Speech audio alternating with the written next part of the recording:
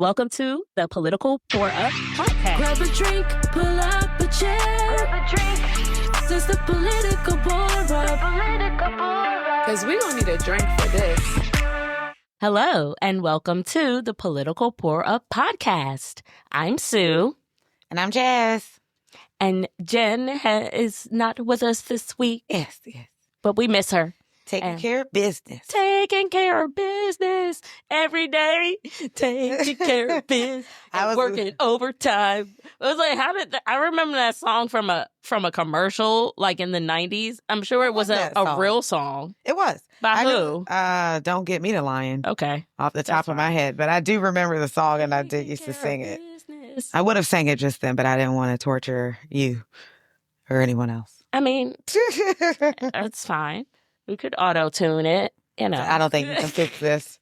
I need a full studio for this. Oh, please. Your voice is not that. An audio engineer. It could be melodic in some ways. But yeah, we are here to talk about politics like we always do. Yep. And enjoy a nice, refreshing beverage, which we also do on a regular basis. And this week is no exception. What are we drinking today, Jazz? Because you came through with a little cocktail, a nice little summer treat. I try every now and then. Actually, this week, we have a nice little cocktail. It's almost like a play on a traditional caipirinha. Strong. With a little hint of something. So pretty much it's fresh lime juice, some muddled limes, cachaça, sugar, rather. Sugar and raw. Yeah, sugar and the raw. American sugar. And then a few pieces of nectarine to muddle as well, and a little bit of blood orange, and then pouring it over some ice. So, you said cachaça. What's cachaça? Cachaça. It's a Brazilian rum. Okay. So it has its own unique kind of flavor. Yeah. It's a bit crisper than, because I guess, rum, traditional, like the rum we use is like, Caribbean rum. Like that's the real good stuff. Yeah. Cachaça is usually just like clear. It's unaged, right? Yeah, they do have some that are a little more aged because I actually looked at one, but they were sold out. But I like the flavor. It's a little lighter, but it goes really well. Like this is like the perfect little summer cocktail. Yeah. It's got a little sourness. It's refreshing. So, I like it. I'm not mad at it at all. It tastes, it's got a little margarita vibe to it, but yeah, it's the lime. Who doesn't like a refreshing lime during the summer? You know what I mean? Yeah. A hot day. Especially, it's still very hot. I know it's still very little but but at some point, refreshing. I need the heat to subside. You got a little bit of like a little blood orange, bringing a little nectarine, a little vibe of summer along with the limes. It might be good frozen too. Ooh, I've never had a frozen Capri, like one in like the slushy machine. It could be arranged. Yeah. It's like as soon as I get that ninja slushy, I'm gonna be churning out. Oh, just let me know. All the treats. I have to bring my spice. Oh, you're not a cucumber fan, but the spicy cucumber margarita was the chef's kiss. Oh my gosh. I mean, I'll try it. It's just, I love cucumbers as a vegetable, as a snack, as a pickle, but not as a flavor. It tastes like dirty water. Well, I don't like it as a flavor ring, but this was just juicing like a fresh cucumber. Yeah, I don't like drinking my cucumber. It's so refreshing. I actually had made the cucumber puree from it before. Mm-hmm. And like juiced a juiced a cucumber too. Yeah, I loved it. And I actually ended up adding that to like my lemonade, and it made it like the freshness and the freshness of the cucumber goes really well with the acidity. That is very interesting. It was so refreshing. Take my word. Okay. All right. I will. I wouldn't steer you wrong. I wouldn't do it. I wouldn't do it. You haven't yet. I try not to. Wouldn't do it. So now that we have this refreshing cocktail, yes. What's going on in the news this week? It's always everything all at once, but I'm telling anything specific, all the time, standing out today. Well, unfortunately, part of the goings on in the world this week, as it has been for years, there's, a lot of development in terms of recent happenings with Israel's war in Gaza. I guess would be the most politically correct, well, not even politically, the most correct way to say the genocide is that, Israel, the ongoing genocide against a people that were already occupying under apartheid. So outside of what we all know about like the bombings and slaughterings of people, what has been really disheartening this week is that, as we've all seen for months, the population has been starving, and people are now at the point at which the malnutrition, people are perishing from it, which is something that is daily. Yeah, that is foreseeable.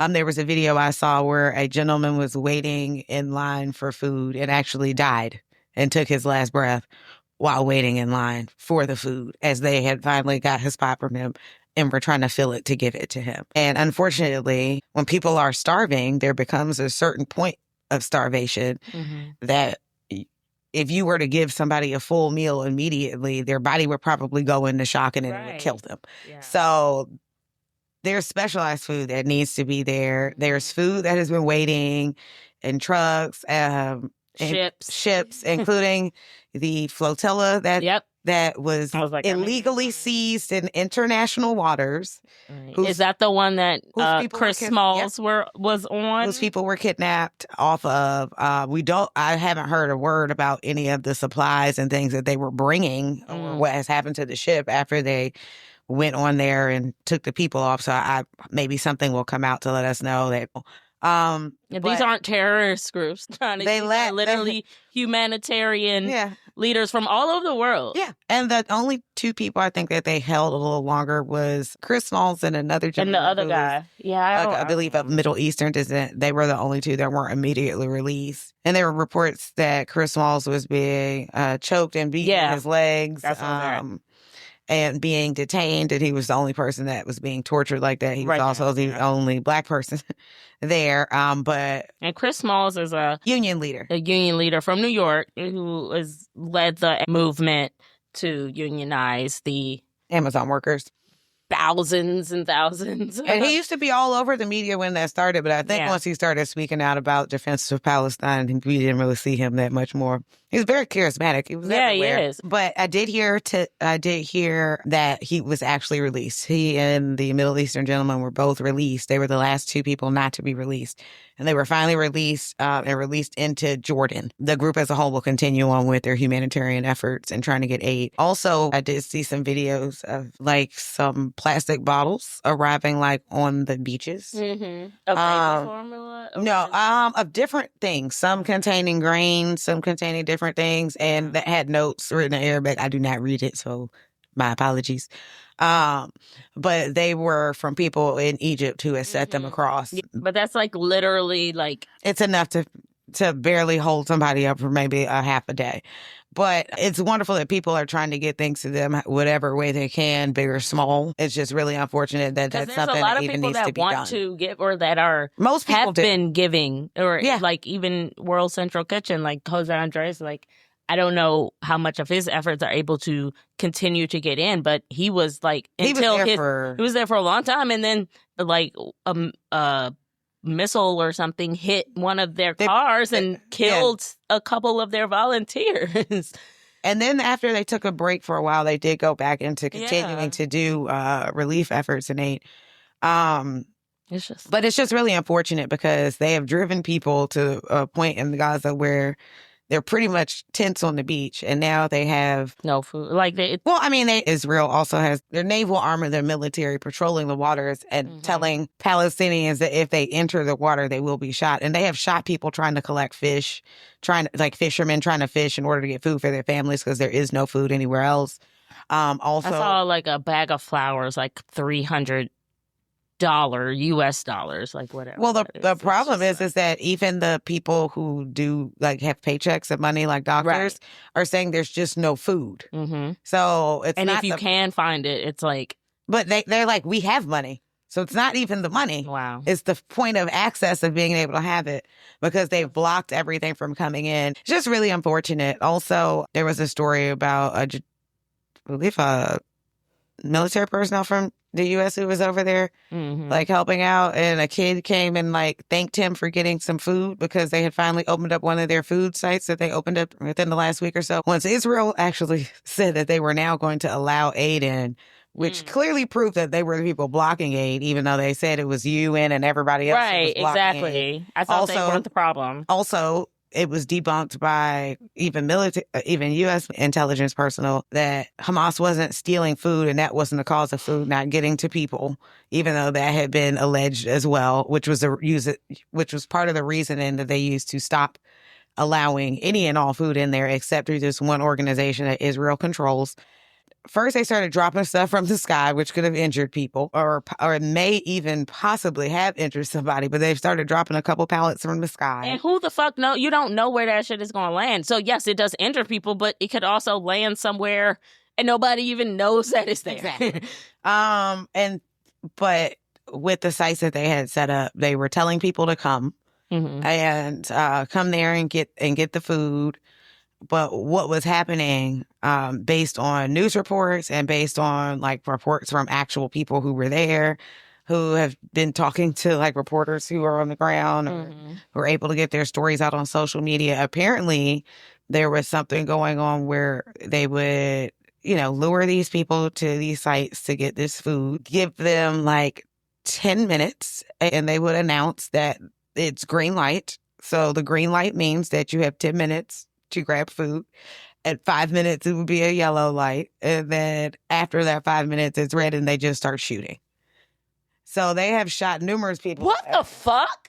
They have done, humanitarian aid site. But that was one of the accounts that I saw from like people there.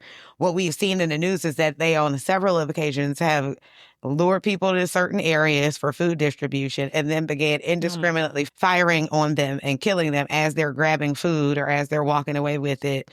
Like I said, I was watching something today, a gentleman who left from over there, who I believe was a U.S. service member, was talking about the inhumanity that he was saying and the cruelty, and that it is genocide.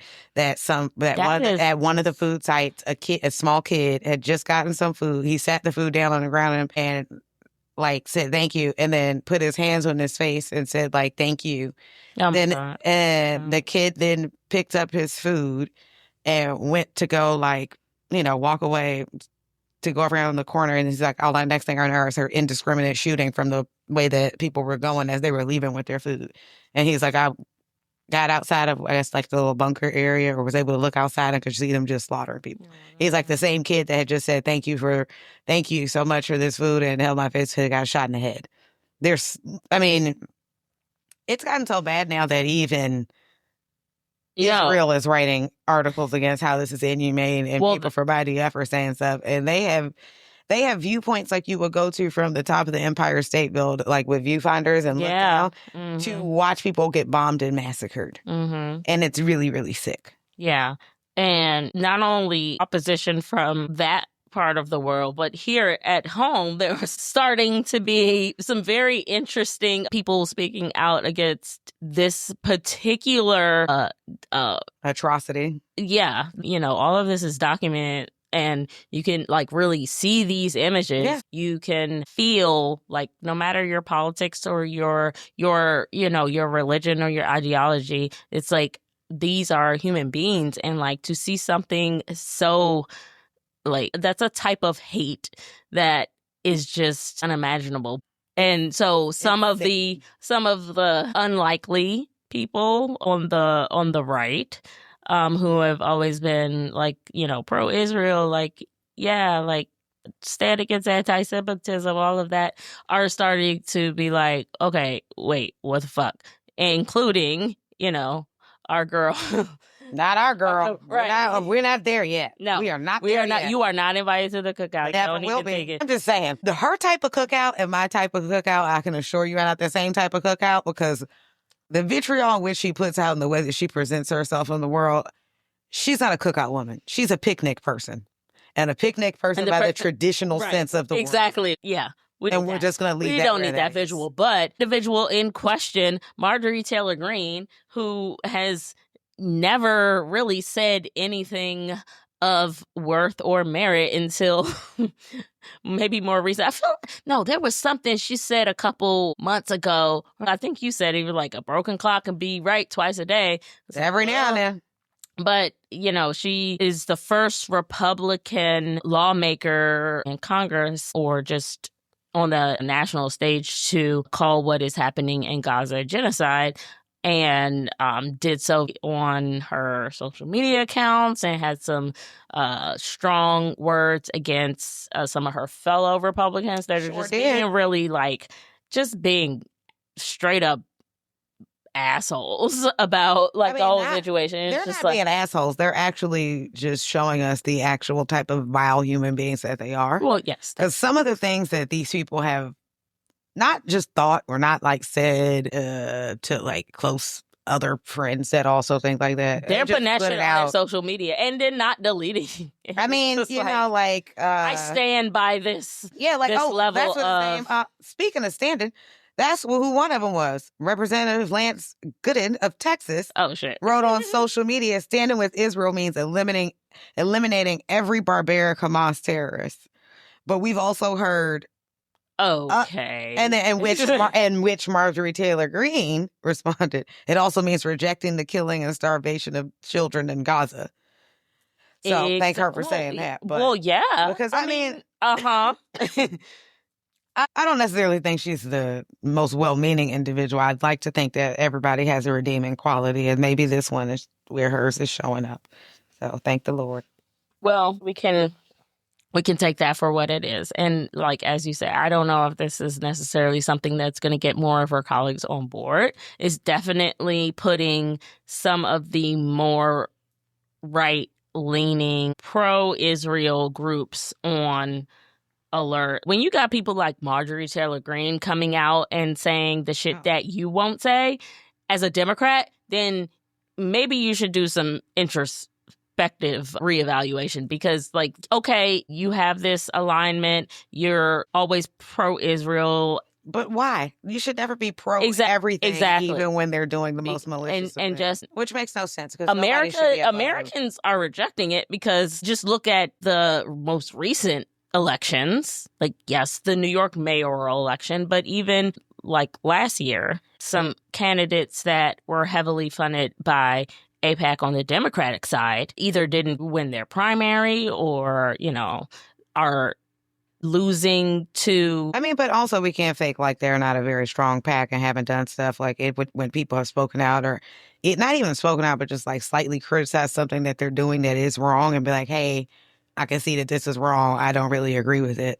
Jamal Bowman, they primaried the hell out of him. They sure did. That thing, they put over $11 million to get him unseated. Sure did. Yeah. So the problem that I have with them, one, they're Zionists, and I don't agree with that at all. Two, just with that being said, it's almost like you can't say anything about anything they're doing wrong, and if you do, then it's blanketed as anti-Semitism, which is not the same thing, right, at all. Because one, when you look up Semite, I'm not so sure that the Palestinian people that Israel is targeting don't also fall under the umbrella of Semite. I'm pretty sure they do. Also, people forget that just because people are Palestinian doesn't mean that they also aren't Jewish, because there are plenty of Jewish Palestinian people as well as Christian Palestinians. So being anti what Israel is doing is not being anti-Jewish. And you can see that at least by the Hasidic Jewish community in New York that are marching for Palestine and against the genocide. And all over the world. Yeah, and all over the world. Like I said, when I was in high school, I think I mentioned this before, but I remember there was a group that was Jews for Palestine. Yeah. And you went to a very progressive high school, also in Washington, D.C. It's just very particular brand of It was a public school. Politics just so we're clear. That happens in the DC public school system. So, yeah, that is the ongoing humanitarian crisis going on in the Middle East. And I will say, even though I'm not, God, I can't even get her name out. Marjorie's biggest fan. We can call her. No, she's not getting a nick. She's MGT. Not getting an acronym. No, wait, no. She's not getting an acronym for me. Acronyms are only for deserving things. You want to call her Marge? Like the mom on this? No, because I liked that. Oh, that's true. But I am appreciative that she is speaking out about these things because no matter, I don't have to like you, but I can recognize when something wrong is being done to you. Doesn't mean and it's not even about disliking, but I mean, I just feel like people with eyes and a bit of humanity or a shred, if you can find it. A morsel, a modicum of it should feel some type of way to see people being starved to death, murdered. Right. I mean, not to mention, I thought she was a lost cause. Honestly, I did too. I would have had nothing. Long time. I would have expected nothing from her. But I didn't expect it, but you know what? Sometimes when you don't have very high expectations, sometimes people surprise you. Look at that. So, yeah, here in the good old US of A, what's more American than mass shootings? Right. Americanin' like it does on a daily, on a daily basis. Another mass shooting casualty event occurred in New York City, surprisingly, that, doesn't have that level of like mass violence. That's because you couldn't care. Well, you couldn't even buy or have those weapons in a long time. But people were. That's why people get pulled over on shit as like years ago in the 90s. Right. They're like, you don't have New Jersey tags for New York. Where are you going? Right. So in New York City, there was a shooting at a office building on Park Avenue where a lot of major banks and financial institutions had their headquarters, in addition to nationwide and worldwide corporations. So this individual walked into one of those buildings on Park Avenue, made it up to the 30-something floor. 33rd, I believe. 33rd floor, and with a big-ass gun, made it all the way up on I'm assuming the elevator. I mean, well, yeah, that's what they said. He came in the building and actually was waiting on the elevator and let a woman off the elevator unharmed. Like, let her off as she went. And then he caught the elevator up before he ended up fatally injuring the executive from Blackstone. Which now you have a bunch of people on the internet who are like, oh, this is like Luigi all over again. Well, I because that was the initial. That's what, now you have people that, I've seen people who are making like whole videos about like, well, Blackstone and they're buying up all this property and they're going to try to put it off on that or this. Well, and you really, it could be that, or it could be that he just got off on the wrong floor and shot him. Because his letter indicated some animosity towards the NFL, which was in the same building in the floor above or below. I wasn't sure exactly where it was, but I know it was in that same building, but on a different floor. Right. But they did say that in the note that they found that he said that he was suffering from CTE, and it said, "I'm sorry, study my brain." Now, I did see also reports, because most people are thinking like, did he play football? Like, who did he play for? Right. And there is no record of him ever playing for the NFL, so I don't believe he was like a professional player, but it did note that he played during high school, which just because you did not play professionally doesn't mean that you couldn't have like traumatic brain damage from it. It's the same sport. Yeah. However, injury just doesn't happen if you're in the NFL. But the problem with that is that CTE, although there are symptoms that people might live with of it, there's no definite diagnosis until the autopsy of the brain. So I guess and that could only happen after you can't perish. You can't autopsy anything that's still alive. Yeah. It's just not how that works. And he ended up committing Yeah, he took his own life. He took his own life at the scene after killing 4 people that worked in the building and then 1 officer, or was it 4 No, I people think the in total? officer was included in that. So 4 people in total, 1 of them being a NYPD officer. I heard his wife was pregnant or something. Yeah, he had 2 kids and then she was pregnant. I believe they said she was like something close to like 8 months pregnant with their 3rd child, which is just devastating. Yeah, that's so devastating. You know, all the way around. Prayers to the family. Just every... Yeah, for sure. Yes. Always a very tragic situation anytime gun violence happens, but it always seems to be the case in America. It's that someone could walk into...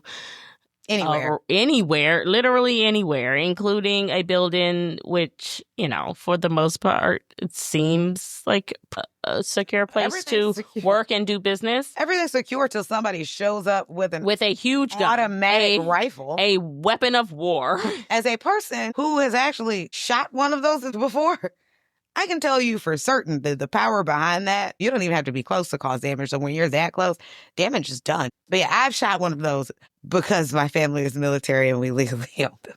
Not practicing for anything crazy. I just need to put that out. It's like, okay. I don't want anybody to get the wrong idea that I'm just out here using automatic rifles. But that's, you know. I come from a long line of military people. And some people are just gun enthusiasts, but... I mean, I don't think people need weapons. And it's only an America problem. Yeah, I don't think you need weapons of war. Like, even though I have, like, used one before just for, like, target practice, like, on our own private property. But, you know, that's totally different. I don't think people need to have them every day. Speaking about guns, what's happening down in Texas? Oh, because everybody has a gun. Everybody does. My dad used to live in Texas. That relate? People have in a barbershop. Yeah, so. It's like that's so the line in Miss Congeniality. Well, he had a gun. He's like, "This is Texas. Everybody has a gun.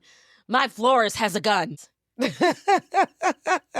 But in Texas, everything is bigger or I mean, shittier. technically, it might be bigger. Gerrymandered districts are bigger. Guns might be bigger. Potatoes are bigger. Steaks might be bigger. Why are potatoes bigger? You know, the only reason why I have that in my mind is because years ago, my mom went to Dallas when I was like a kid, and she was like, "This is the biggest potatoes I've ever seen in my life." Like the baked potato thing is like a big thing down there. Maybe they were huge. Maybe they were trying to make it complement the big ass steaks. I don't know. I don't need a potato that damn big though. I don't need a potato the size of my forearm to eat. No, thank you. So, big ass congressional districts. Last week we talked about how the commander-in-chief was calling for redistricting. Well, now he's implored the Texas legislature to give me 5 more Republican seats in Congress. I guess he figured if he didn't get in trouble for the calling for 11,000 blah, blah, blah, blah, right. blah votes. So I need and then lied about the phone call, although we heard it. It was like, well, now since I can do whatever I want, I'm just going to say it out loud. To the news. Is this seeing it? Yes. I just need them to give me 5 more seats. 5 Republican districts. And he said, then we're going to take it on the road. He said, we're not just stopping there. We're taking this everywhere we can. We got at least 5 on the top of our heads we're going to. Well, they have since come out with a redrawn map in Texas, and that was not before there was significant pushback at the hearings. They didn't even have the map ready during the hearings. When people were asking about the map, they had a map. Hearings ended, I believe, on the 30th. When the hearings ended, they didn't come out with the map until, like I said, to the 31st of July. The hearings were only in maybe like 4 places, I think, like Dallas, Austin, Houston, and somewhere else, either 4 or 5 places where they actually had the hearings. And they had no maps, nothing else. People had driven, like one person had driven to like 3 different hearings before they got a chance to be heard. And they were like, unfortunately, we know a lot of people, even the people that showed up to those hearings, may not be able to drive to Austin. But that's because they don't give a shit about what people are saying. I mean, they don't, but the final session when they're actually going to be casting votes, I think it's going to be a real hoedown. Speaking of hoedown, there's a new song out. No, but there is. My homegirl has a song titled The Hoedown. Oh, and it's cool. Yes. Songwriter for like Beyonce, Jennifer Lopez, quite a few other people. She goes by Ink. But The Hoedown is actually picking up steam everywhere. It's literally. Wait, is it her song? Or she's yes, and writer. Oh, shit. Okay. Yeah. She's always dressed in like cowboy like aesthetic. She's like, from Georgia. Been her She's thing. from South Georgia, and that is a South Georgia thing. She been country before it was cool. Popular. Before Cowboy Carter came out. Well, she wrote on Cowboy Carter. Well, yeah, but what I'm saying is, you can thank her for exactly. But what I'm saying is, then maybe Beyonce got Cowboy Carter from her because she been wearing cowboy boots and hats for years. Yeah, go download Hoedown. I shall because it's really catchy. I like it. Now the problem is, my black ass. As great a rhythm as I have, I was like, oh, this line dance, this got lots. Oh, there's a line dance component to it. There's a whole shebang. That. We were talking about this redistricting, and the idea is to cut out some of the majority Democratic districts in order to have them absorbed by majority Republican districts, most of which I think had at least a 10-point lead at the last time. Yeah. Now the irony is that a large part of what they're counting on is that some of the two of those districts are very heavily Latino. I think now they're having an issue with even some of the people who are pro-Trump, including Latinos. When you're starting to watch random people going about their day who don't cause any problems getting snatched up on the street. Yeah. I just don't think you're going to have the same turnout. I mean, and from the Latino vote that you had before this election. So that's part of what they're banking on. Latino vote is No, but that's part of what they're banking on. But a lot of these communities are, even if they are predominantly Latino communities, they are still diverse. But I think they were saying they were Latino communities that voted for Trump. Yeah, no, there are. This is they did it before, don't mean they're going to do it now. You started snatching people. Of course they're not going to do it now. Well, even the non-Latina people who voted for Trump are but you took my homie. Just because... You took my friend. Also, my neighbor, my employee, my employees, my boss. You never because these communities are so diverse. You are a Texan above all else. This is our home. This is our community. And yeah, we may have voted for a certain person to do a certain thing, but a lot of what they say is oh no, well, I didn't vote for this part. I voted for the economic part. I voted for the price of eggs. And it's whether you're Latino or not, it is devastating to your community to literally have them disappearing people off of the street. That's not good for anybody. It's not good for anybody. It can't be. I can't think of one community. Not community. It's disappearing folks is a handful of people who are white supremacists and that exist in work in our administration. Even for them, it's fine until it's a trickle. Until it happens to them. But that part, and because it's going to be a trickle down effect until when they get rid of for the people who wish that they would get rid of all the immigrants and people of color, so it'd be more for them to do. It'll be more for your kids to do because that's why they're trying to have child labor you want laws them to have jobs? Sure. So, I think they were saying they're a part of some plan. I need to figure out where the location of it was, but they're they're trying to train kids early for the workforce, starting at 8th grade to kind of get them used to workforce training. And I was they're eliminate the Department of Education and train kids to work. Well, the irony is that you do 15. All of that. And then you eliminate people's ability to get loans or get access to higher education. Dependent on. So then they can't get higher education. Right. And it's just but if you want to be part of the Gestapo and snatch people up off the street, they are now offering outside of six-figure paychecks that they say they can't afford to get teachers. They're now giving ICE. Plus, the bonus for that alone is some teacher salaries. Yes, it's $60,000. There are teachers that don't make that. Oh, yes. In certain parts of this country. Way less than that. And even people's beloved police officers in some places. And they're getting these people's salaries as a signing bonus to go ahead and do despicable stuff.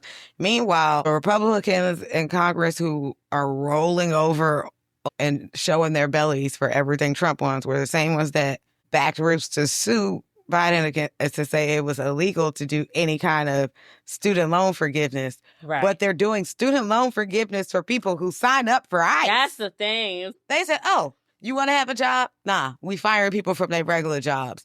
And we downsize everything so people can't get regular jobs. And we're cutting all resources and stuff. You're not going to have a house. You're not going to have housing assistance. You're not going to have food assistance. You're not going to have medical assistance. Nothing. But if you're willing to be as despicable as possible and snatch other people up off the street, you could get a salary. And they got rid of their, like, phasing out the public service forgiveness loan, which is why a lot of people took on additional debt, especially, like, grad school debt, because you work for 10 years for, like, education. Yeah, like to serve in a public capacity. Like, yes, all of that, which, I mean, a lot of people took on that additional debt, myself included. I wouldn't have gone back to law school knowing I wanted to work in public service before I even went to law school, knowing that it was a program that I could pay into for 10 years and have the rest of my debt forgiven. That's what I bought. That's what I signed down You were for. like, as a matter of fact, I could work this off. That is the contractual obligation that I entered into. Now, y'all are reversing the terms of said contract. That is a breach of contract. Yeah. And so I'm like, well, one, that, and then two, the entity that is supposed to be facilitating all of the programs in general does not exist. And like you just wrote it out of existence. So one, what am I paying and who am I paying? Those are two big ifs. And so therefore, if if was a fifth, you'd be drunk. Indeed. I was like, I feel like you hadn't heard that one before, man. I mean, it's been a while, and that fits so great. Shit we haven't heard in a while. You know what I didn't hear or see in a while? South Park. Well, until the first episode of the 27th season, that shit been on for longer than we have been. I used to watch it when it first came out. We were in middle school. I showed my dad, and when he first saw me watching, he was like, "What the fuck are these little light bulb head ass kids in this cartoon you watching?" And then he stood there for a minute. Like a cartoon, and it's not a cartoon. Yeah, and I was like, it's funny. Kids. I remember them going in on George Bush during the thousands. Like, they used to go in on, like, George Bush has a sense of humor. Well, that's the thing. But I think the reason they went so hard against our current president in the way that they did, especially, like, the way I know there are some characters that they use their actual face for. But they haven't done that. They don't do it often, and they haven't done that for a sitting president. And they haven't, hasn't been because I remember George Bush's character, like it was a cartoon character. It was not his actual face. Listen. Matt and Trey. And the fact that plotting. Let me tell you how ingenious this plot was. No, okay. Because the first plot was wildly successful. You have to start off with the first Trump administration and the way that they did I'll let you start off there. I'm just talking about how they teed this up. So that's a part of the tee up. So like during the first administration, their cartoons were based on like some of the things that were happening, but they didn't use Trump's face, and the president at the time, they referred to him as the president, but it was Mr. Garrison, who used to be the teacher at the school. Yeah, Mr. Garrison. So, and he became the president, and they would call him the president. But he was essentially doing all the shit that Trump was doing, like in real life. Did you see in the new episode of South Park where they are going, the townspeople are going to the president, house. And they were like, Mr. Garrison, what the fuck are you doing here? He's like, I'm retired. I'm watching the TV. What are you doing here? Yeah. And they're like, well, who the fuck is doing all the shit in the White House? And then that's when they cue it to the real life face Trump. Yes. Now, what I can appreciate is the way in which they played this game. Yeah. Because they were from what I understand, from what I've seen, they were in communications with Paramount for the deal. And part of what held up said deal, it was supposed to be done, I think, like July 9th or something like that, was supposed to have been finalized. But with all the stuff with like Paramount, CBS, Colbert, the settlement, it drug out the negotiations longer. They got like 1.5 billion for the next like 5 years to do. It's like 150 episodes or something like that. A lot. But they got that deal inked, signed, sealed, delivered. Right. Mind you, this is like not a even day or two before Comic-Con. Oh. And they were already scheduled to be at Comic-Con, I believe.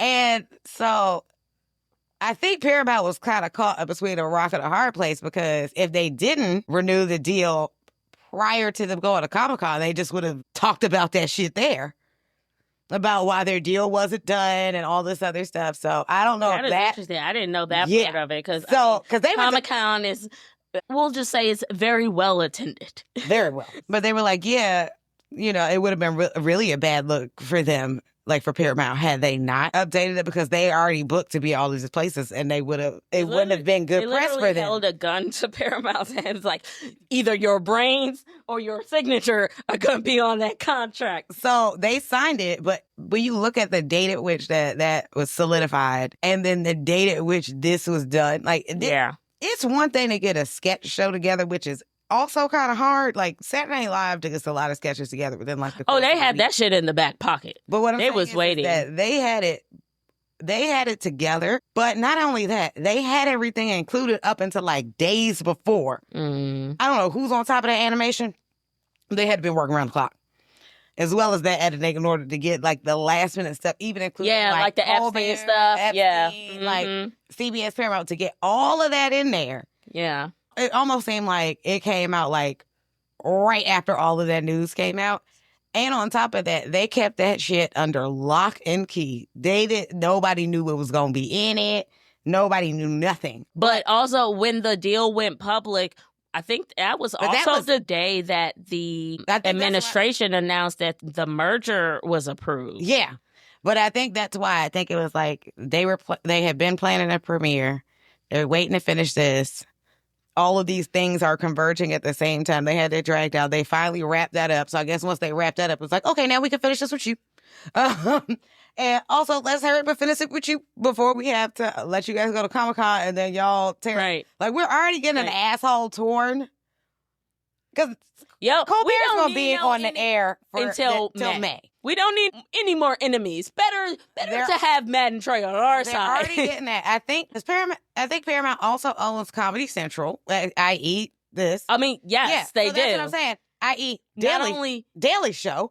Right, Jon Stewart, who started Stephen Colbert's career, was on the Daily Show in like the 90s. Yes. That's where we even got a Colbert rapport. Right, because for him to be on a late show. Colbert was on the he was one of the correspondents. Show. So in order for that to have all happened, and the night after that announcement, you had John Oliver, who also came from the Daily Show, and Jon Stewart together in the audience. Yes. You had Andy Cohen and Seth Meyers and Jimmy Fallon. Yeah, and Andy Cohen and Anderson Cooper. Andy and Andy. Lord Jesus. Those two are like, they remind me of the Odd Couple. Yeah.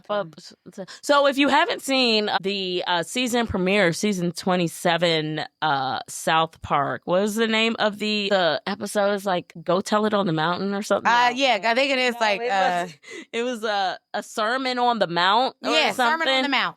And they had Jesus come back. And Jesus came. Shut the fuck up. Like, what? Jesus, we can't hear you. Jesus, speak up.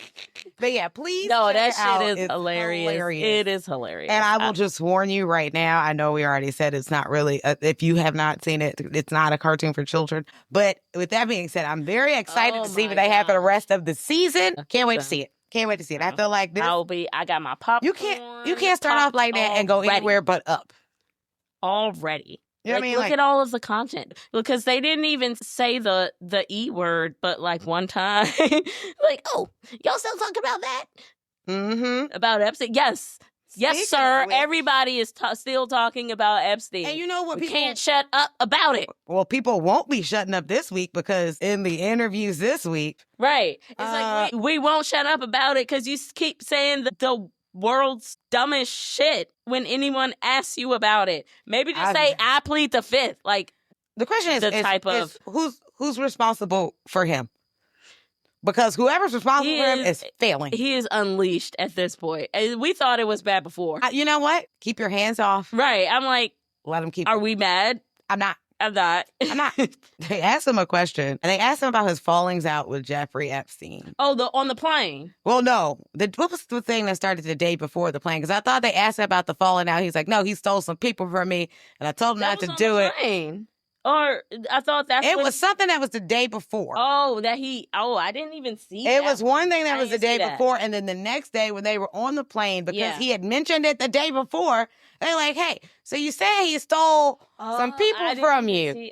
So they asked for clarification, because remember, his team or the people in his administration have been like, oh, well, they cut off contact because, he thought he was a creep, and that's why that's what they've been saying. They asked him. He kicked them out of the club because he was just way too creepy. It's like, well, that's what they. Okay, that sounds like the truth. All the people had been saying. Well, that doesn't sound like the truth from this creep. I was being sarcastic. Yeah. So if you couldn't tell, but what ended up happening was like he said something in like a question and answer segment. He was like, "Well, he stole people from me, and I told him not to do it, and he did it again." I think that's how it started. If I remember, told him not to do it. But the next day, they were on the plane, and they were like, "Hey."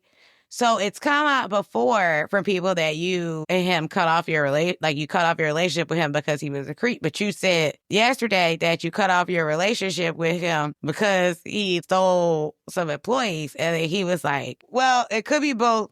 But, he did steal employees from me, and he did it, and I told him not to do it, and he did it again, and I just didn't like that. And so after that, I had to cut him off as a persona non grata. And, he was done because he did it again, and I told him not to do it. And then a follow-up question came, were the people that he stole young women? And he was like, yeah, they were young women. Or I can't remember if he said, I don't know first, but I know he admitted that they were young women, and then proceeded to go, well, he stole them from the spa. And then he said they stole him from the spa, but it doesn't matter. It could have been the spa or anywhere else. I just didn't like him stealing my people. He stole my people. I found out. I talked to him about it. I thought everything was okay. He stole my people again. And, no more. Like, he had to be put out. And then the next person followed up and was like, was one of the people he stole Virginia Giuffre. Yeah. And then he goes, I don't know. I'm not sure. But I think it was her. Yeah, she did work at my spa. And he had said in the statement before that Epstein was stealing, he was saying he stole people. He's like, yeah, the young women that worked at my spa, which doesn't make it look any less guilty as hell. Right. Because literally the whole Epstein thing is about him recruiting young women to work as massage therapists. So what the hell? Right.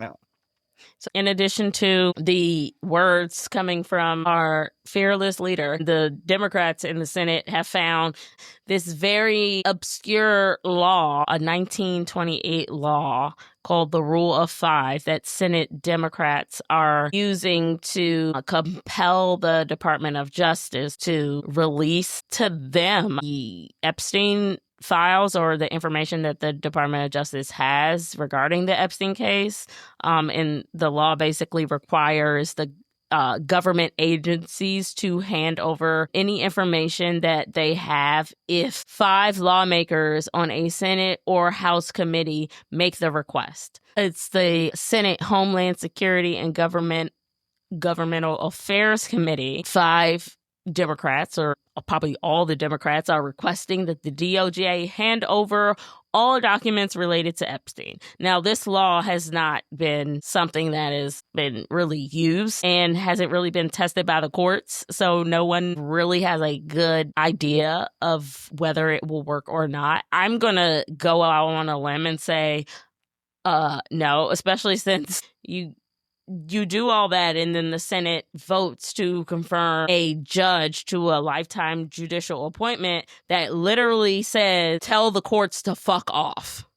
Oh, yeah. I can't. So not even thought. When that is what you're going up against in the judiciary and you're dealing with a DOJ that has literally given a big old middle finger to the rule of law and to anyone asking for further information about what is in the Epstein files. I wouldn't put any money on it. I'm sure you can bet on it on DraftKings. You could bet on everything in DraftKings. I'm just like, I wouldn't bet on it. It's very interesting to watch. Also, Pam Bondi's tied up in this thing 6 ways from Sunday. As well as Trump's personal lawyer, who is now, what is he now? Blanche. Oh, he's a deputy Deputy AG. Something he's not qualified for. Well, yeah. He's a deputy attorney general. And normally, the deputy attorney generals don't go down to meet with people about cases. They send someone else up from their team because the person who's in that room would also be used as a witness. They normally don't send someone of that caliber, even if it's somebody from that office. Like, they should have had someone who knew the case forward and backward, who knew her forward and backward to be able to talk to her. Because, oh, you mean the person that they fired? Well, who happens to be Comey's daughter? Not even just Comey's daughter, but other people that at least have been working on or have studied. Didn't they fire all of the people? I know they fired Comey's daughter. I don't know if but I think there are some other people who have other lawyers who have had dealings or at least knowledge of this case. But they weren't looking to negotiate. They're not even looking to. But I don't know. Fact find. I mean, they were looking to blow smoke up people's behinds, because if you wanted to know what other people were involved and all this other stuff, there are victims actually willing to come forward who would like their day of at least at a chance of justice. Exactly. So it would make sense that you would reach they out might to tell those the truth people because they don't have anything vested in trying to get themselves out of something. Right. They might has already gone through. We already know her. Yeah, but she's already gone through an entire trial, and she wasn't just somebody's girlfriend. She was a recruiter, procurer, and as well as active participant. Right. She was the partner in crime and stuff like that, recruiting girls. So that's what I'm saying. To even begin to play with offering her something makes no sense, because one, she's actually the perpetrator of the crime. She's not just a person who happens to be now they're trying to turn her into a victim of the person who's dead, who can not the only person in this situation. One of the people, the person that she met. Did she meet him when he was working for her father? Did she meet him, introduce her to her father, and he worked for her father? I think the latter, and that's what I'm saying, because I believe it's the latter. And that's all very odd. And the fact that her father worked for the Israeli intelligence community, I think I read somewhere. But the irony is that what I saw was that Epstein was getting a lot of powerful people in compromising positions. Yes. From around the world and taping these things and using them as blackmail. His business. Exactly my point. She is a perpetrator of these crimes. She's not a person that just happened to be around. Right. But it really sucks when I hear people talking about, these underage women. And I'm like, you can't be underage and a woman. Those things aren't synonymous. Yes. So these people weren't underage women. They were literally children. Because if you're not an adult and you're a minor, that qualifies you as a child. You are a child until you turn 18 years old in this country. Yeah. So no matter how you dice it, they were teens, and some of which barely even, based on, 13, 14, or 15-year-olds that accused him specifically of acts that have happened. So I do think that they need to give all of the accusers that would like to speak out a chance to speak out. You really shouldn't be overlooking any of the victims in this situation, because it's them that these things happen to. Yeah. And you should talk to them. We haven't heard shit from the administration about any victims. And the irony is that most of this stuff probably wouldn't be forefront, but because he keeps saying stuff, right, all of these things keep coming out. Like, y'all keep letting this man leave the house and talk to cameras. I think it's on purpose.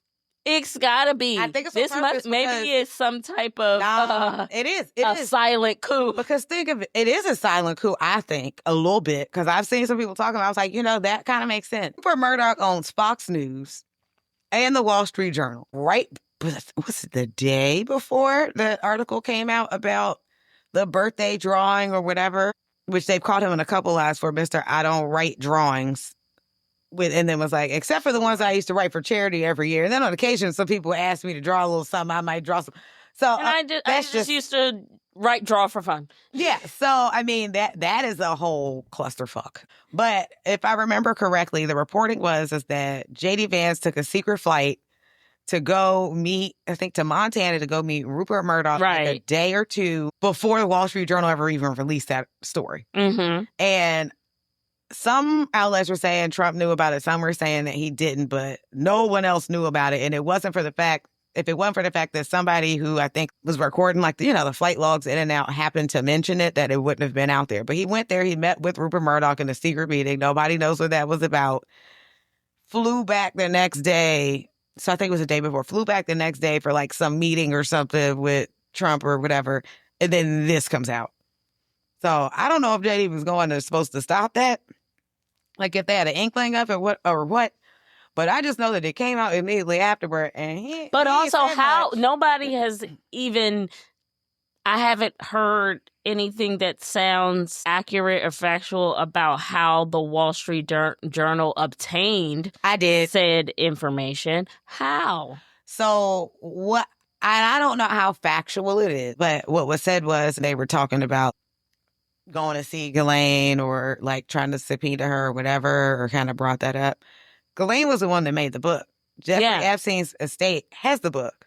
It's my understanding that was their warning shot that they released. Ghislaine's Ghislaine and his estate released that to let them know, like, we got stuff of you playing.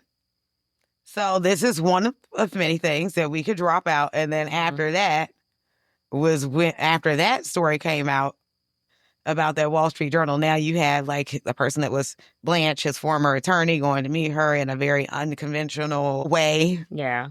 Plus, there was a memo put out and they had like people working on it around the clock on the files to go through and highlight any mention of his name. I saw that part. Plus, they're saying Pam Bondi had told him months ago. May. Speaking of which, one thing that they did, that I did hear was that because of those things were said and then the filing, I know I mentioned that there was like a way they were trying to get around to get that information. Now they're actually trying to get like the emails between Pam Bondi and anybody else that was involved in that. The emails and communication, the signal chats, like all of that. Not the signal chat. Well, they love an unsecure communication channel. Oh my gosh. But they're actually looking to use that as a way to be able to pull their records to validify what they're saying and what they didn't, because put the puzzle pieces together. It's been put out there that he knew and was informed by her, and he didn't. So now they're like, okay, well, let's see. So, stay tuned.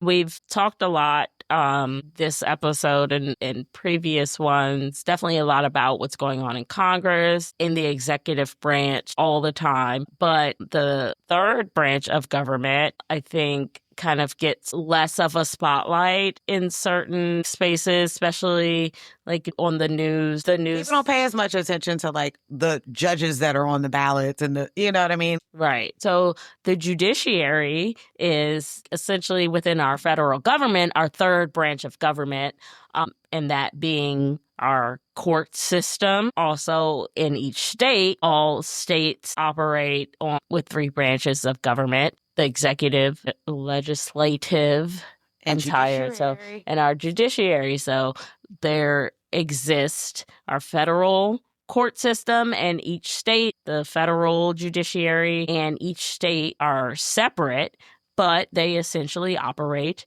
in the same way. The judiciary interprets the laws that the legislature makes, and that the executive branch or the president has to approve or put their signature on. And then the executive branch, being the president or other departments within the executive branch, acts that they do, they go through judicial review as well. So the checks and balances system, as it exists in a democracy like America, is supposed to work where there is no one branch of government that is supreme that has all of the power, unlike some who envision just a all-powerful executive branch, specifically a president who can literally say fuck you to the courts and bow down and kiss the ring to anyone who wants to keep their seat in Congress or even a state legislature, like to tell the Texas legislature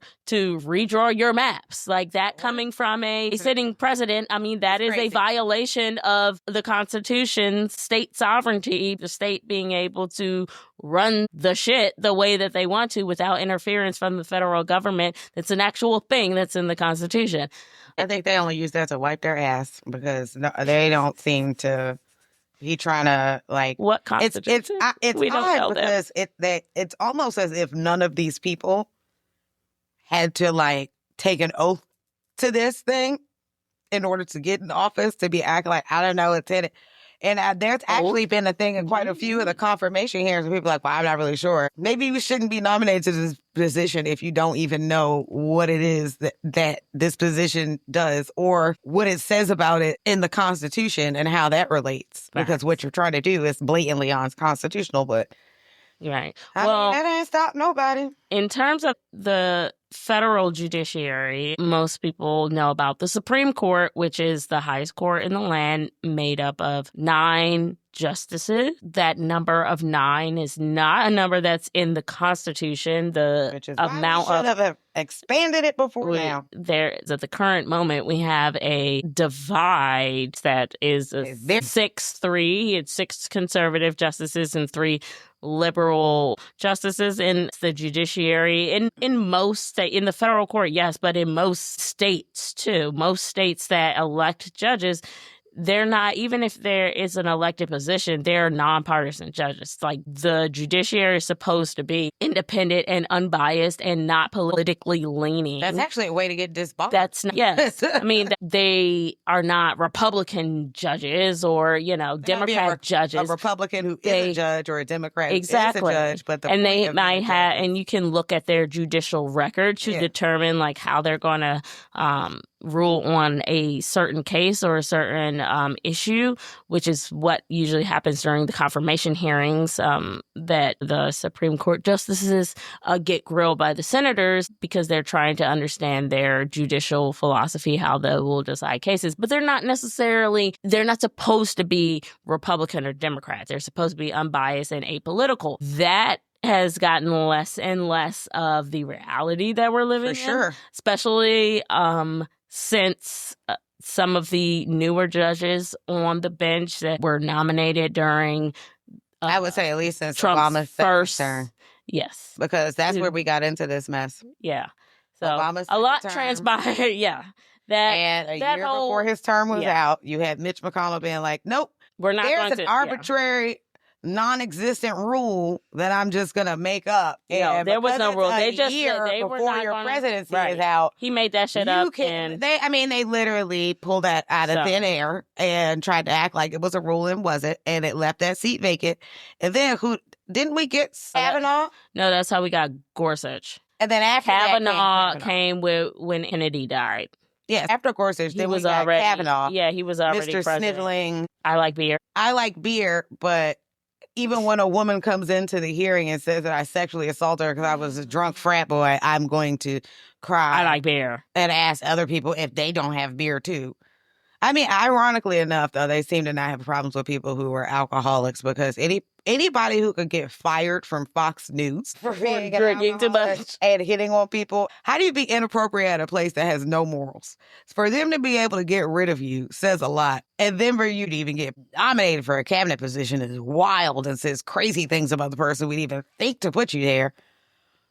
But then for them to be asking you questions, especially about your documented alcoholism on the job, and for your response to be like, well, if I get a job, then I'll stop drinking, is something that makes absolutely no sense. If you were trying to give somebody a job and they were like, I'll stop doing the crack when I get the check. I mean, that's a fair trade.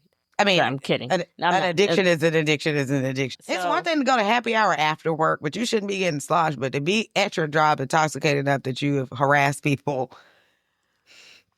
Well, thank God he's not a judge. He just has all the nuclear codes and runs our defense system. I mean, at least we don't have to worry about Texas in this regard, because at least we have a possibility that he could be replaced or removed. What we're really worried about now is that Emil Bove, who was Trump's former personal attorney, who has also been embroiled in quite a bit of stuff, down to telling people like to tell the courts to fuck off and ignore decisions. So specifically about the immigration, tactics, that the harsh and barbaric immigration tactics that the judges said, like, kind of can't do that, as unconstitutional. Federal judges have really been stepping in to try to halt some of most asinine things that the administration is doing in regards to this crazy barbaric immigration. It's not even immigration, but it's like literally it's gonna happen. It's gonna happen in human trafficking, and forced slavery, trafficking people, and like making crime great again in America. It's like great again. We've already let it. Apparently, there were people that they let in from El Chapo's family. Yes. Here. Already, we don't know where they at. It's like they released a guy who was the highest selling drug distributor on the black market. On the black market, I remember that. Now all of the criminals are coming back into our communities, where all of the people who are just law-abiding human beings just trying to make a way. Part of what I heard and part of that deal that they made to do the transfer. Yeah. Oh yeah, because they needed to. Yeah. Was also a deal not to go after MS-13 people here in this country. Exactly. So the actual criminals. Yeah. For the administration that said, like, we're going after this specific group, that specific group. And they named MS-13 as being so terrible, but then you would go behind and cut a deal. So either they're not as terrible as you said, you played up the thing, or you don't care. And now we get to expect even more of that, because Emil fucked them people. Who looks like the word, like, when they write about these things in history books, you know how they have like the scariest individuals, like people from the hills who have eyes. Exactly. Him and Stephen Miller are like born of the same cousin. That's an inbred look. He just looks like a horrible person. I mean, and all of the people who have worked with him. So he's not even coming from a judgeship. He was literally, like you said, Trump's attorney and a DOJ attorney. Like, only after he was Trump's personal lawyer. He just became... he'd been in the DOJ for a long time. He was Trump's lawyer after he was in the and he's a career DOJ lawyer. I guess he said, fuck. Pretty much. Fuck the government money. I'll take this corrupt behind money and get my way back into the government with a higher position. Because now he's up for a federal judgeship, and unfortunately... So he has been confirmed... They confirmed him. ...to the Third Circuit court, which is... Delaware, Pennsylvania, and Jersey. Yeah. Delaware being the place where a lot of businesses are incorporated due to their corporate tax policies. Is the place where a lot of cases start concerning corporate law. So the circuit courts are essentially, unless a case makes it all the way up to the Supreme Court, which is unlikely because most cases that are even petitioned to the Supreme Court are not granted review. He will be on the panel of judges who will essentially be like the final review of cases that occur in that area of Delaware, Pennsylvania, and New Jersey. Mm-hmm. What I've also heard rumblings about is that this is their way to have him as a shoo-in for the Supreme Court position, when it will be available. Because they're saying they're Clarence to have 2 seats before Trump's term. Because Thomas and Alito are definitely going to retire before the next presidential election. So underneath the Supreme Court, which is the highest court in the land, there are 13 circuit courts that the states are divided up into. The regions of the United States are divided up into 12 different circuits. And then there's the D.C. Circuit is its own entity. And that is where most of the federal cases the federal government brings often go to the D.C. federal court. But in terms of the rest of the country, within those circuits are 94 district courts. And each state has at least one district court, and depending on their population, determines how many districts exist in that state. So like New York has 4 districts, even being like a relatively smaller state, but because of their population size, they have 4 districts. A lot of cases happen in the Southern District of New York, and that's like where New York City is. New York City, Manhattan, we're the highest population of people probably in that state. Exactly. Also, like the Southern and Eastern District kind of encompass like the whole New York City and the area, the metropolitan area around it. Maryland, for example, has 1 district, the District of Maryland, but there are 2 divisions, but it's still the same district. Cases that will go to federal court are cases that concern federal law within the state. There's certain criteria that you have to meet to even have a case brought into federal court, whether it's a civil case or a criminal case. Those are the cases that eventually make it up to the Supreme Court. And the Supreme Court hears cases that they decide every term, thousands of cases that come to them from the appellate courts or that start in the district court, go to the circuit court, and are appealed all the way to the Supreme Court. And then they grant what is called certiorari to certain cases that they want to essentially hear arguments from and then make decisions about. So that's what happens during the fall into the spring. They hear arguments, and then the summertime is when you get all of the decisions that they make. There's a certain criteria that cases need to meet in order to get up to the Supreme Court. They are very particular about the things that they'll weigh in on, because once the Supreme Court weighs in on it, it becomes the law of the land. Yeah, essentially. That's the final ruling. There is nowhere to appeal after. There's no appeal from the Supreme Court.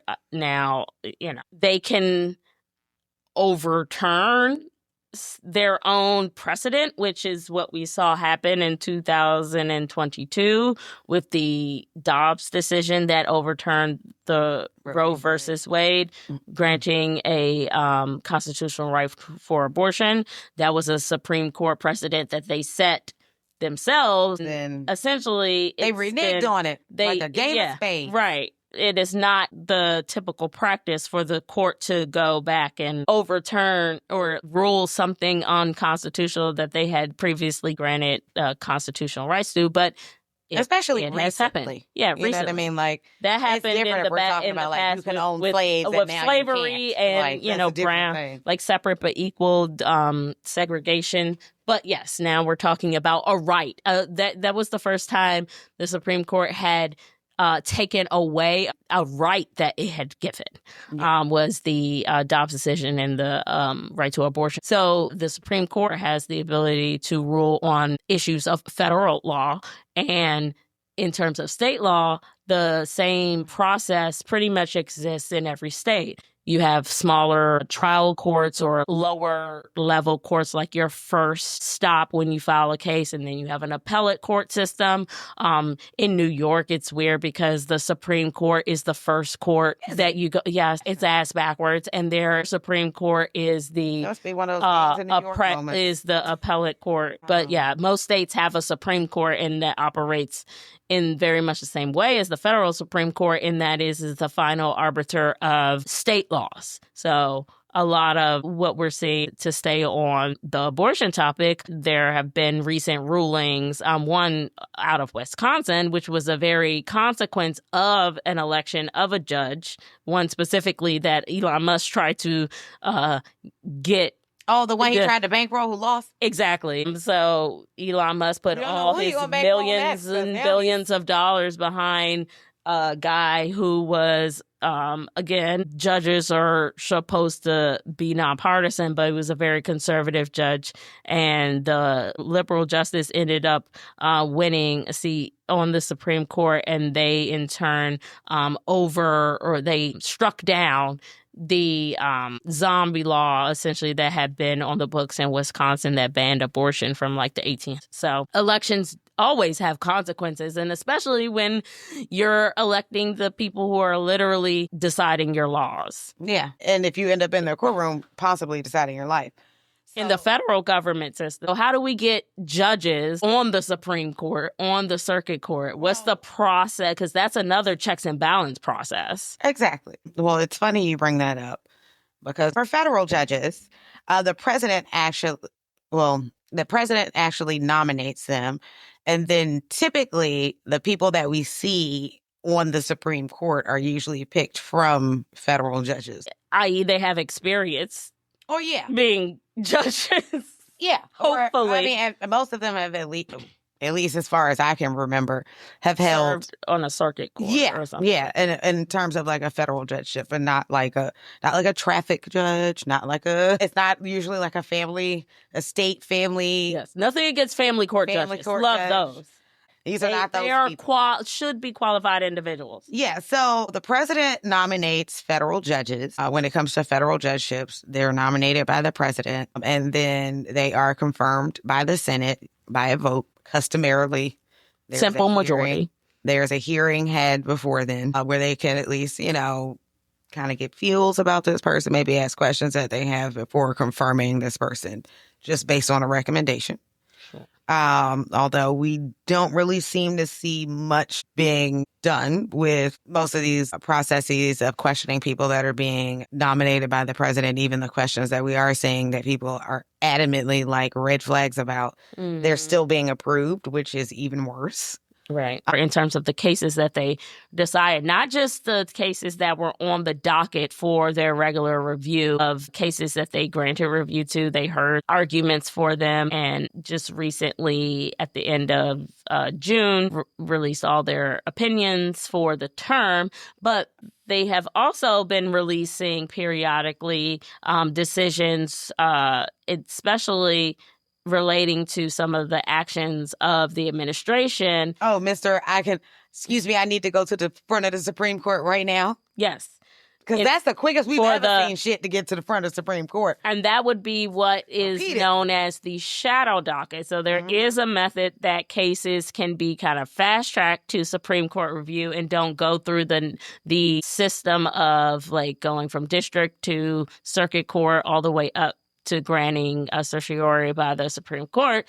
There is a shadow docket, which is basically sounds dark. You can petition a case to be reviewed by the Supreme Court because it is of urgent nature. The circumstances of the case and the impact that it will have on the law or the country merits a decision almost immediately. And that is how the Supreme Court has been able to either pump the brakes on some of the bullshit that happens in the other branches of government, but in this term it's just like YOLO, let's just go all out. So recently the decision that basically permitted the administration to gut and fire a lot of Department of Education employees, essentially shrinking the Department of Education to ineffectiveness and essentially when you're trying to put obsoleteness. The kids in the field. Exactly. Who needs education? Who needs education when they're going to teach your kids how to pick the strawberries that they deported all the or to work at Burger King until midnight? I mean, like. Oh, I thought we had AI for that. Now, what am I missing? It's like, I'm kidding. Well, not the way that Florida tried to pass that law for teenagers to be able to work to midnight. I was like, yes. If your kid can't be out the house at that time without but CPS, they can if you're gonna work. Well, here's the thing: if my kid has to work at that time, normally that would be a reflection of that there's not a secure home environment. Normally, that would be a red flag. But if your kid that's just another day in America. And that, like, you know what I mean? Like, around the clock and having to go to school as a minor. Right. So that decision, also the decision that not only just the Department of Education, but there was another shadow docket decision that the Supreme Court pretty much allowed the administration to continue its dismantling of the federal government via the executive order that was signed close to the beginning of the administration. A lot of that was, kind of put in place and carried out by Doge and whatever that has become. But the Supreme Court decided, well, that's good with us. Also, I think one of the ones that got the kind of most attention from the shadow docket most recently was the case where the Supreme Court essentially had to do with the birthright citizenship executive order that Trump put out, basically ending, in the biggest air quotes that I can, birthright citizenship, something that is in the Constitution and not available to be. It should, because both of their parents were not American citizens at the time of their birth, including the youngest one. But I would say probably not. But for the rest of us, birthright citizenship is the law that if you were born on American soil, you're automatically American. And that is a concept that was instituted in the Constitution following the enslavement of a whole race of people who were considered inferior and also not citizens of the country that they built. And also those indigenous to the land whom their country was stolen from them. Yeah. So this concept of birthright citizenship is a foundational American principle, and the current president thinks that it's like available to him to just write it off with a Sharpie. So of course there were lawsuits brought. And the Supreme Court, in a temporary injunction type of decision, they made a decision not on the merits of whether birthright citizenship is unconstitutional or if you can constitutionally get rid of it, which the answer is no until we get another constitution that says otherwise.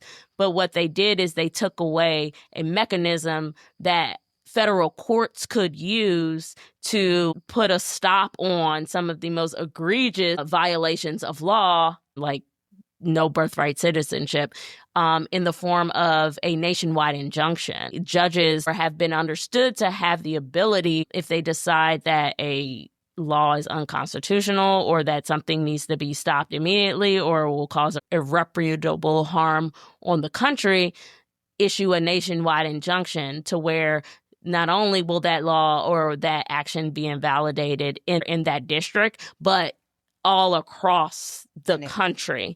And that has been a tool that has been used not only with this administration, but in the previous administration. That's what happened when the court determined that Biden's loan forgiveness program was unconstitutional. And so they issued a nationwide injunction. So not only those that were within the scope of the district where the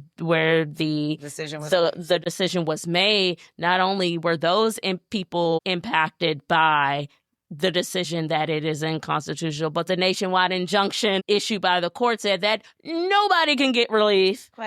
Because it's unconstitutional. So now that's not, I guess it's like... I have a question. They said all of that to be like, can't forgive student loans. How could you do that? No, a president can't just unilaterally say he's going to forgive student loans. Because student loans is in the Constitution that you have to pay every cent back. That's like... It's crazy. Because I know the people that I borrowed the money from are no longer in business. That's the 87th So the people that Amendment. I had the contract with no longer exist. They ain't in business no more. So what I will say is that I wonder if that still holds up for the fact that they are offering ICE agents like a $50,000 or $60,000 signing bonus, 6 figures a year, plus student loan forgiveness. Right. So the Supreme Court this term, the courts in general have been busy, keeping up with all of the lawfulness. Yeah, however you want to slice it. Bullshit. Coming to and through the courts. And in addition to like what's came through on the shadow docket in the term of the Supreme Court, the cases that came to the court in the traditional manner, whether it be appellate cases from the federal court system, or there's another option. You can appeal a state Supreme Court decision to the Supreme Court of the United States. And that has to pertain to the constitutionality of a state law, essentially. So we had several cases. There's always cases concerning like bodily autonomy and reproductive justice. On the merits docket of the Supreme Court this term, you had the Skermeti case, which it was a Tennessee case, and Tennessee put in a law that prohibited gender-affirming care for minors, basically. And the Supreme Court upheld the Tennessee law, which applies in Tennessee. Now that law can go into effect, but now other states like Tennessee that are run by conservatives will now be able to pass similar laws. And of course, they never stop there. And it's likely that it will shape up to be a ban on gender-affirming care for all people, including adults. So not only is abortion now not a right, but the ability to have bodily autonomy over your own medical care and the things that you need to be the person who you are at risk. They have been struck down for those who are under the age of 18. And yes, they are children, but even if they have their parents' consent, like it's not even in most places you can't. It's not even available, right? You can't get any. That's the thing about red herrings and having people. But what about parents' rights, though? But I'm saying that's the thing about red herrings and people having you chase after a carrot, right? Also, and even if people act like there aren't intersex people, like who aren't born with hormones from both sides, like sometimes they're exactly. I mean, when we're talking about, and then how do you? Where do we draw the line at gender affirming care? Because there are a lot of things. Viagra is gender affirming care. Gender affirming care could be something as simple a boob job. Well, boob job, all the plastic surgery that all those people with that Halloween face have in this administration. Very true. All of it is gender affirming. So you're trying to look more like a petrified woman? or a terrifying man? Or all of that is gender affirming care, and it doesn't fall under the scope of something that is is unlawful until you can use it as a wedge issue to get at. Abortion is no longer working as a wedge issue because you no longer have the majority of the people with you. All we're going to talk about is trans people and gender affirming care and how they're trying to indoctrinate and steal our children away. Stealing your children are these men that are the pedophiles. Epstein files. Exactly. But they don't want you to put two and two together. Also, in addition to that, another case that was decided on by the Supreme Court this term, essentially what was done in the big, beautiful bill by defunding Planned Parenthood by making it essentially ineligible for Medicaid. They already tried to do that in South Carolina a couple years ago, and the case finally made it all the way up to the Supreme Court. And the Supreme Court determined that, South Carolina can say, we don't want to fund. And if you're a Medicaid recipient, you can't go to Planned Parenthood and use your Medicaid benefits there in the state of South Carolina. So this is like doing dual strategy work because the defund Planned Parenthood operative was engaged at the state level in South Carolina and other states years ago, but also now that we have the Congress that we have and the president that we had, they were able to get essentially the defunding of Planned Parenthood without actually saying those words into the big bullshit bill that passed at a federal judge pretty much put a temporary stop on for the time being. But in South Carolina, there are 2 Planned Parenthood clinics that exist. And South Carolina has a 6-week abortion ban. So 2 for the whole state is crazy. 2 for the whole state. And I went to a Planned Parenthood for treatment when I was in law school because I didn't have insurance. I mean, I was on Medicaid when I was in high school. Because... And I was on Medicaid in South Carolina while I was pregnant and after I was pregnant. After I was pregnant. After I gave birth. And also after pregnancy, but there was a live baby there, so we probably should say that. So we were both on Medicaid. But I mean, honestly, the fact of the matter is that's what really bothers me about a lot of the conversation about it. Mm-hmm. Because the people who are making these decisions don't actually have a freaking clue about anything, let alone to be like, oh, there needs to be work requirements. I'm like, I'm sorry. I don't know if you know this, but a lot of the people on Medicare already work. Because at the time... It's like kind of required. I mean... Unless you are unable. But what I'm saying is that if you get laid off and you're unemployed in certain places, you might be able to apply for Medicaid like during that portion because you've lost your income. Or looking for a job. Yeah, but I mean, what I'm saying is that even if you're not working, sometimes there might be a little cushion to be like, hey, you shouldn't necessarily have to die of a flu while you're looking for a job. You know what I mean? Which we appreciate, which most people should. It's just unfortunate that they're trying to paint everything in this way. And it's like, nah, if you actually talk to anybody who probably grew up in that environment, especially when they try to vilify most people from inner cities, especially when you're talking to people from inner cities. Right. A lot of their parents have at least 1 job, maybe 2. But and none of them provide health insurance. At the time that we were on Medicaid and on food stamps, I think, if I remember correctly. At the time that we were on both, I think I was on like middle school, high school. My mom was a sports information director for a university. That's what I'm saying. Yeah. And at that time, she didn't make enough to be able to pay for health insurance. And at one month, I remember they literally sent us a letter and was like, oh, I'm sorry. You all no longer qualify this month because you made too much, and the amount was $4. And you can't buy medical insurance nor medication with $4. You can't even get Robitussin for $4. But that's unfortunate, and that's just how it goes. And that's really why it's really unfortunate that they're trying to defund money to go to just all of the social safety nets that exist. I mean, the most despicable shit to me behind the Planned Parenthood stuff is that in the majority of states, and because Medicaid is under a federal umbrella, Medicaid does not pay for abortions. And as a person who was on Medicaid and needed one, they do not. They can't. They can't. Like the Hyde Amendment prevents any federal funds from going to an abortion unless it is a like emergency situation.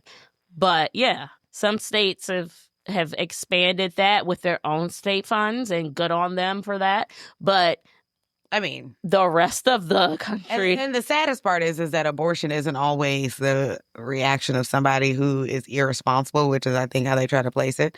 I mean, yes, of course. Just look at the representative that was in Florida who ended up. Oh, that bitch. Oh my God. Who was stark anti-abortion, and then ended up was it ectopic pregnancy? Yeah, she had ectopic pregnancy. It was like, but what I had was not an abortion. She still stood on that hill. Know what? She should have. You know what she should have said? She called the governor for. She called the governor who had them call the hospital and be like, "This is approved. You can go ahead and do it, to save her life." My problem with that is the same way I feel about people who are anti-vax, who are anti-science, and all that stuff. Right. I really wish they could live in a bubble, because honestly, that's what they think they live in. Right. And they feel like there's no social contract. And I feel like a lot of people have lost the context of a social contract in all aspects of it. But if you think that you can just make all of your decisions for yourself and nobody should have any input and they can't tell you anything, nothing that affects anybody else can affect you, which is absolutely fucking crazy. It's irrational.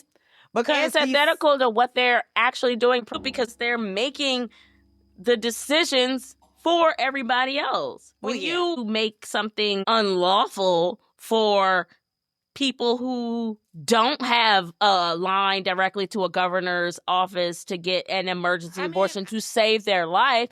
You're making their decisions for them. They are. If you don't want to fax, yes, I wish you would live in a bubble, but I think that people should have it's not factual, but I think that people should have the ability to do whatever the fuck they want to do with their bodies and their children. Now, do I think that there is to a certain extent, yes. But for the sake of this conversation and the sake of the ability to have bodily autonomy, because there are a lot of people who weren't just anti-vax, like, within the pandemic. Like, vaccines have been that's been them since like, they were skeptical from before. Exactly. There are some, like, especially, like, people who have a religious basis. There is something to be respected about the ability to have the type of freedom that we at least used to have. I get what you say. It can't be just one blanket for everybody. Yeah. So if but the issue is that these same